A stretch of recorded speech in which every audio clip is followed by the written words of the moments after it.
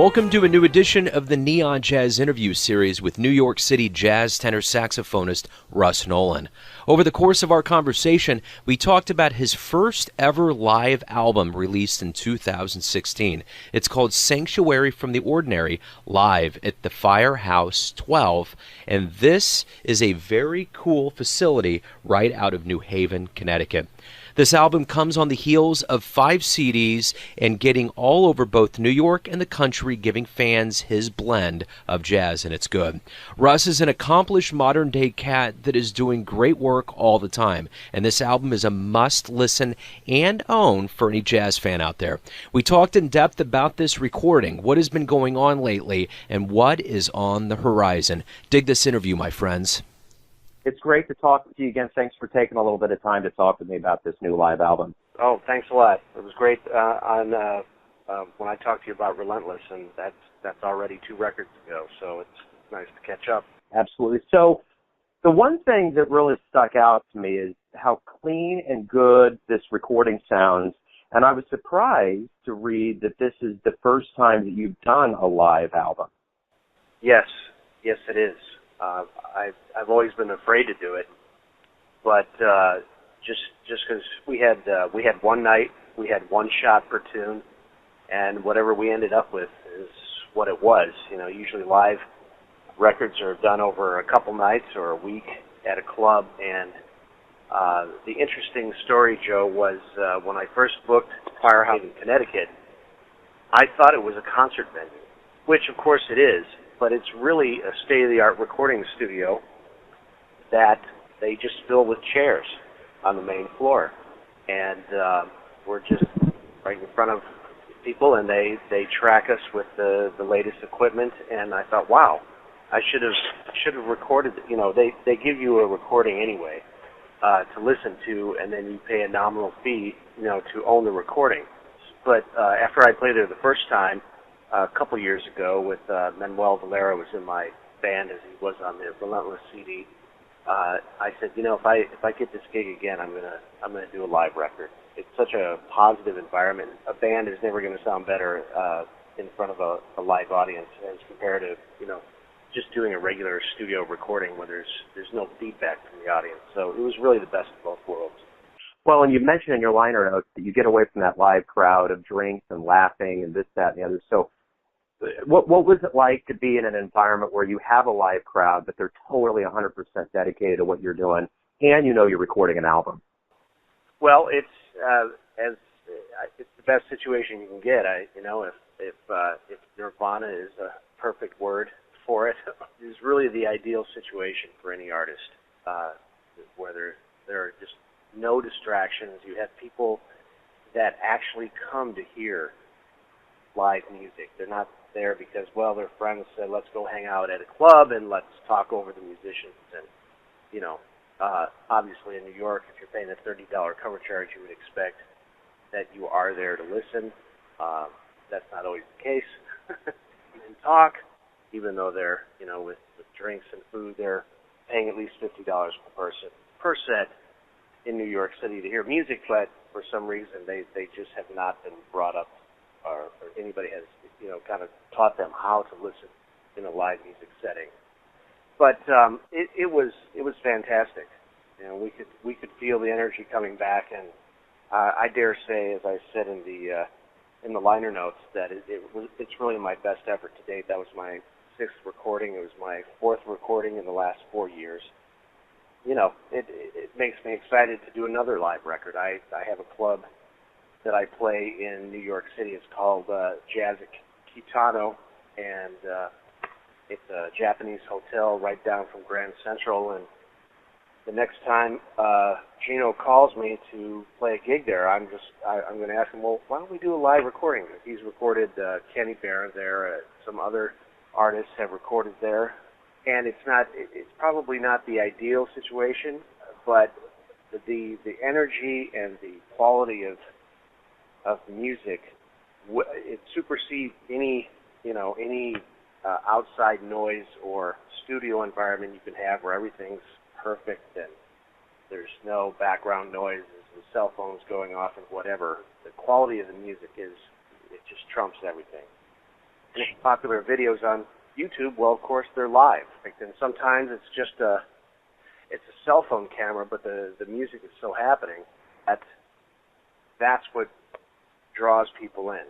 So if there's really, as I'm probably preaching to the choir, I mean, there's really nothing better than live music. And if people realize, there's things that you can get in the club that you just can't get,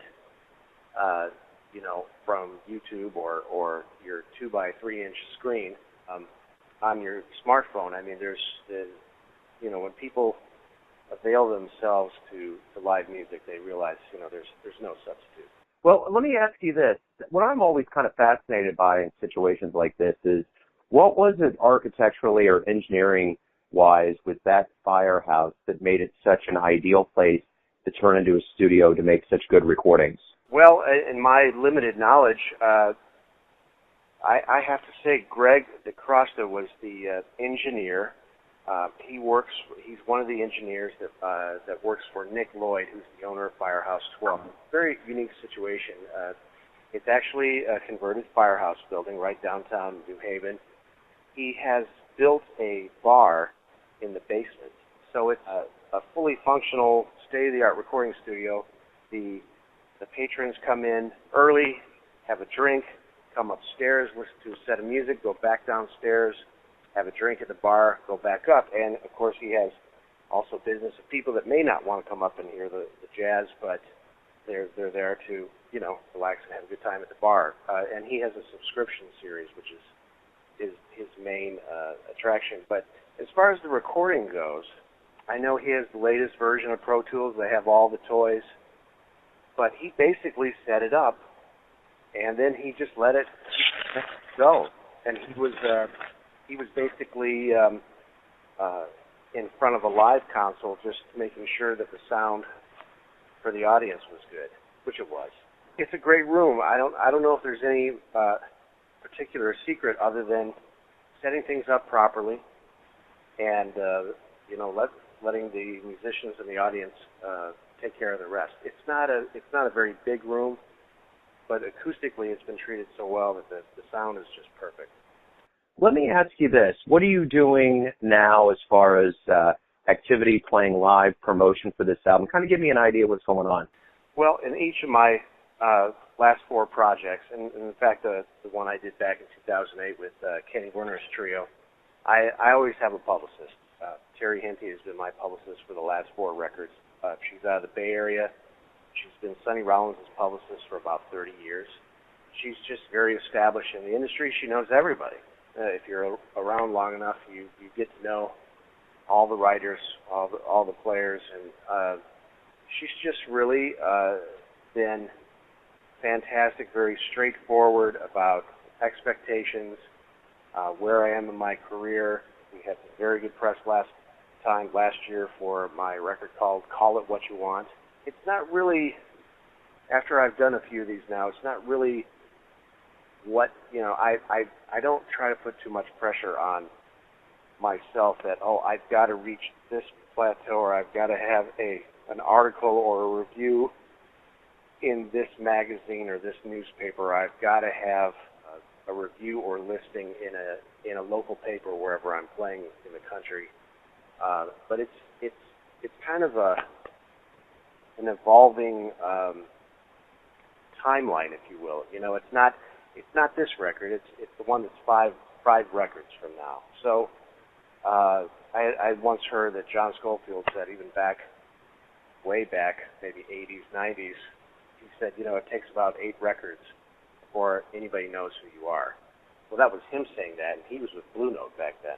I think he still is. So I just entitled a tune that I'm going to be workshopping with some friends this afternoon. I called it The Long Ranger. And that's really what any jazz artist, any artist really has to be, is they have to think that it's one record is not going to make or break my career. It's the fact that I'm showing up over and over and over again. And on the radio side, I have Jazz Dog Promotions, Shauna Mashosky, and she's done the last 3 records of mine.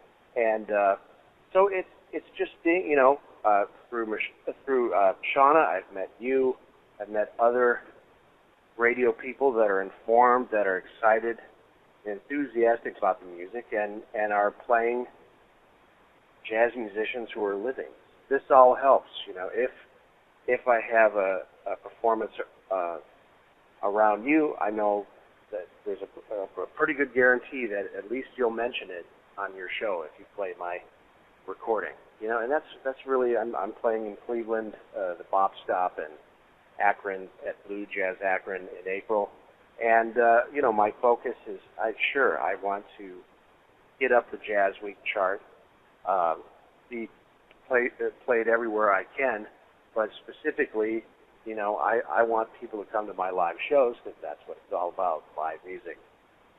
So any help I can get from the neighboring radio stations. When I play in Chicago, I know WDCB is going to play my stuff. I know Neil Tesser is going to help me out if he can. If he's in town, he most likely would be there. So, and I'm thankful for his support. And it's about social media. I can't say that I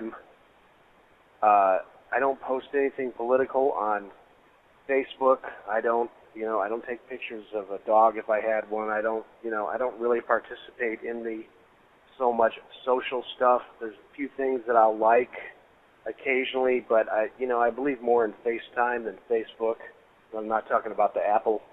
I'm not trying to be an old man about stuff, but much of our creativity is in a live setting where we're face to face with the audience, and that's what made this recording so special, is that we actually get to see people react to what we do, and we feel that. And I think that's really what the life experience is. I don't think that's ever going to change. If people have success with live podcasts or live streaming concerts, that's great. I don't think it's necessarily, or at least I'm not convinced at this moment that that's the best venue to listen to jazz. I think it has to be live. It has to be the experience.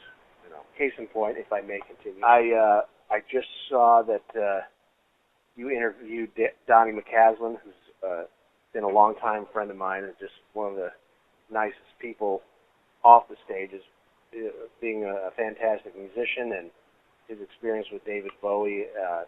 We got to see him about a month ago at the Vanguard, which was completely sold out all week long. And you just can't. Hearing Donnie anytime, whether it's live or recorded, is fantastic. But here we are in probably the Vanguard, the mecca of jazz. It's the one room where people are going to pay attention. And if people are talking, Lorraine Gordon, in her late 80s or early 90s, will tell you that you are not supposed to be talking. In this environment, and the band is playing great. There's no replacing that experience. And it's that's really where it's at. To kind of conclude that thought, there's nothing like being in a club in an optimal environment where people are actually there to listen. And I think the audience really, when they participate in the creative process, that's when you're going to have good results. And I think that's why we played as well as we did on this record. It's all positive, Joe. Thanks for listening and tuning in to yet another Neon Jazz interview, where we give you a bit of insight into the finest players in New York, Kansas City, and spots all over the world, giving fans all that jazz. And thanks to Russ for his passion, his music, and his very cool approach to living. If you want to hear more interviews, go to Famous Interviews with Joe Domino on the iTunes Store, or you can always visit theneonjazz.blogspot.com for all things Neon Jazz. Until next time, enjoy the music, my friends.